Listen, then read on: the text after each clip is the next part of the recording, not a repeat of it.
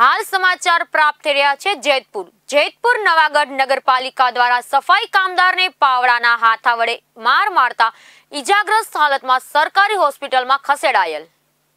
हाल समाचार प्राप्त થઈ રહ્યા છે જેતપુર નવાગઢ નગરપાલિકા દ્વારા દર સોમવારે સફાઈ કામ માટે નવાગઢ ખાતે સફાઈ કામદારને મોકલવામાં આવે છે, જેમાં આજે સફાઈ માટે જીતેન્દ્ર રામજીભાઈ ચુડાસમા નામના સફાઈ કામદારને મોકલેલ।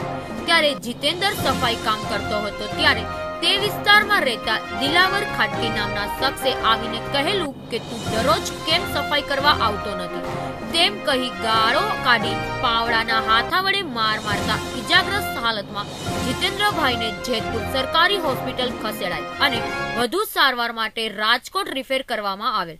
પોતાના સાથી સફાઈ કામદારને માર મારવાના વાત વાયુ વેગે ફેલાઈ જતા હોસ્પિટલમાં સફાઈ કામદારના ટોળા ઉમટી પડ્યા અને હુમલાખોર શખ્સને તરત ઝડપી સખત સજા કરવાની માંગ કરવામાં આવી।